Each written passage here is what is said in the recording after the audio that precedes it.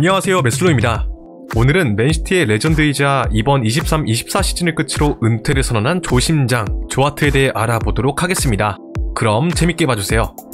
조하트는 동물적인 반사신경과 선방 능력을 자랑하는 골키퍼로 프리미어리그에서 무려 4번이나 골든글러브를 수상한 이력을 가지고 있습니다. 발밑이 아쉽고 중요 상황에서 판단력 미스로 종종 실수를 저지른다는 단점이 존재하긴 하지만 엄청난 선방 능력들이 이러한 단점들을 가리는데요. 전성기 시절엔 매경기마다 슈퍼세이브 장면들을 만들어내어 하이라이트 제조기라고 불리기도 했었습니다. 자, 조하트는 어린 나이서부터 맨시티의 주전수문장으로 활약했습니다. 20살이었던 07-08 시즌 주전수문장이었던 이삭손이 부상을 당하고 부진에 빠지자 에릭손 감독은 유망주인 그를 선발 기용하기 시작했습니다.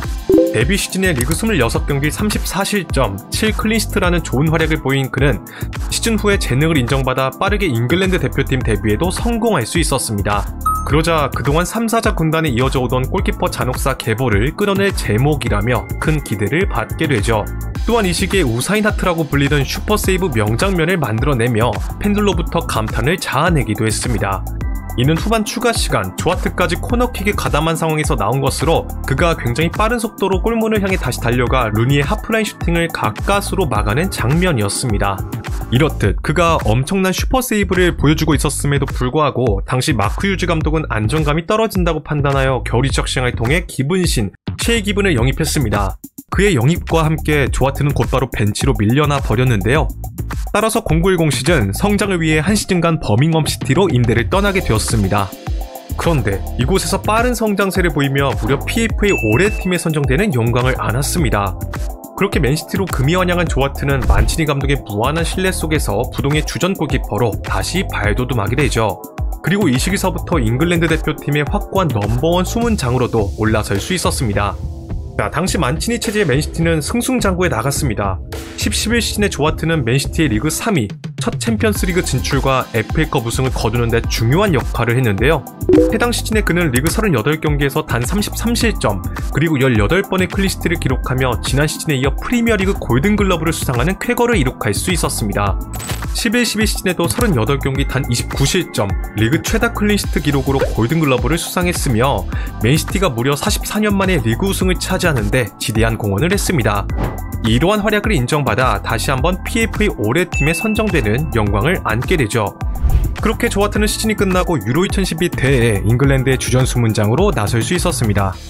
당시 잉글랜드는 호지슨 체제에서 수비적인 전술을 구사하고 있었는데요. 탄탄한 수비와 조하트의 무수한 선방 덕에 잉글랜드는 8강까지 진출할 수 있었습니다. 그러나 아쉽게도 8강 상대인 이탈리아와 승부차기 끝에 패배하면서 준결승 진출에 실패하고 말았습니다.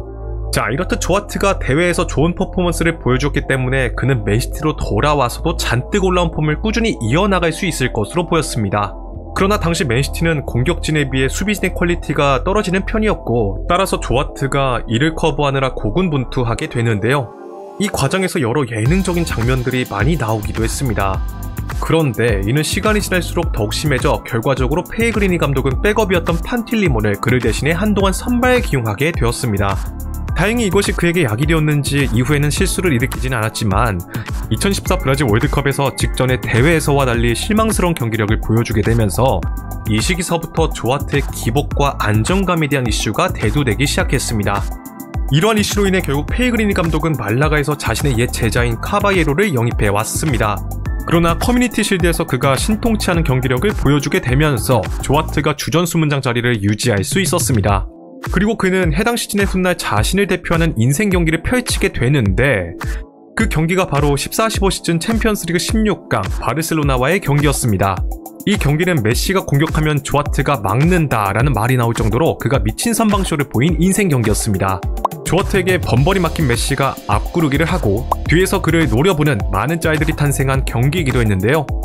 먼저 조하트는 1차전에서 메시의 페널티킥을 선방하더니 2차전에서는 폼이 잔뜩 올라와 있던 MSN 라인의 무자비한 맹공을 막아냈습니다. 비록 맨시티는 두 경기에서 모두 바르셀로나에게 패배하며 8강 진출엔 실패하고 말았지만 메시와 엘리케 감독은 경기 후 조하트를 향해 경이로운 골키퍼라고 말하며 그를 극찬하기도 했습니다. 자, 이처럼 시즌 후반기에 접어들수록 기복이 줄어들면서 결과적으로 조하트는 2시즌 만에 프리미어리그 골든글러브를 탈환해오는 데 성공했습니다.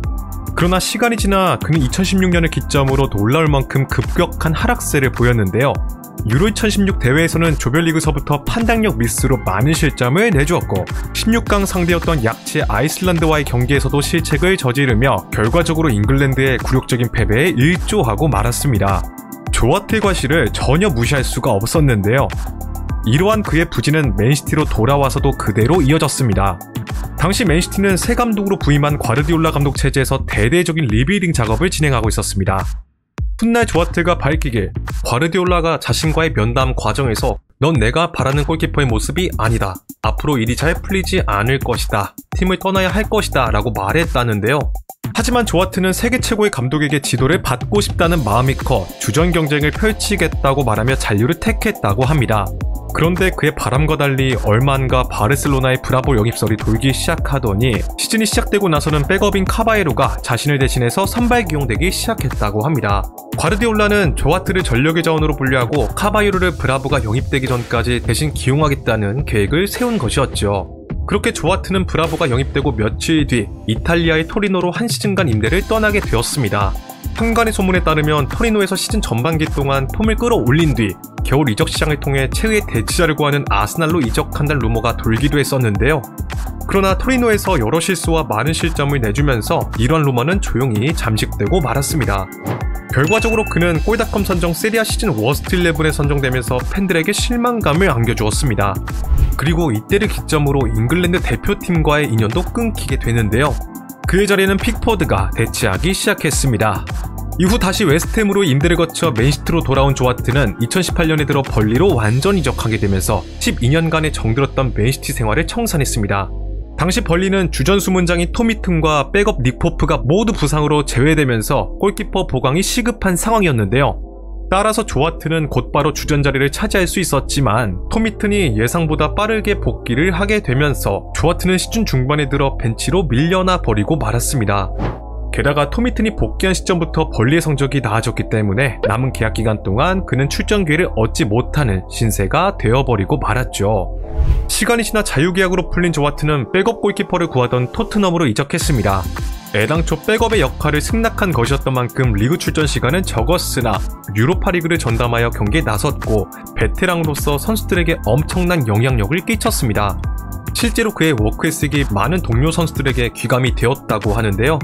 하지만 단 1년 만에 누누 산투 감독에게 떠나라는 통보를 받게 되고 2011년에 셀틱으로 이적하게 되었습니다. 조아트는 셀틱에서 오랜만에 선발 기용되기 시작했습니다. 후반기로 갈수록 그의 폼이 점점 올라오면서 셀틱은 그동안 고질적인 문제였던 수비를 안정화하는 데 성공했습니다. 그렇게 라이벌 레인저스를 제치고 리그 역전 우승을 거두는 데 성공하게 되죠. 22-23 시즌에 들어서는 셀틱의 도메스틱 트래블에 크게 기여하면서 스코틀랜드 올해 팀에 선정되는 영광을 안기도 했습니다. 그리고 현재 그는 23-24 시즌을 끝으로 은퇴할 것이란 소식을 전해왔습니다. 이번 시즌도 부동의 주전 수문장으로서 팀의 순항을 이끌고 있는데요. 현역 마지막 시즌 잘 마무리할 수 있길 바라겠습니다. 개인적으로 그가 손흥민, 오연규, 양현준, 권혁규와 같은 한국 선수들과 연을 이어오면서 소식을 많이 접해들을 수 있어서 그런지 맨시티 시절과는 다르게 더욱 친숙한 이미지로 다가오는 것 같습니다. 참 이제 그가 은퇴를 한다니 시간이 정말 빠르다는 생각이 드는데요. 전성기 시절의 조아트가 보여준 활약들은 절대 잊지 못할 것 같습니다. 혹시 여러분들은 조아트에 대해 어떤 인상을 가지고 계신가요? 댓글로 의견을 공유해주시면 정말 감사드리겠습니다. 자, 오늘의 영상은 여기까지입니다. 재밌게 보셨다면 좋아요와 구독을 부탁드리며 다음에는 더 재밌는 컨텐츠로 찾아뵙도록 하겠습니다. 감사합니다.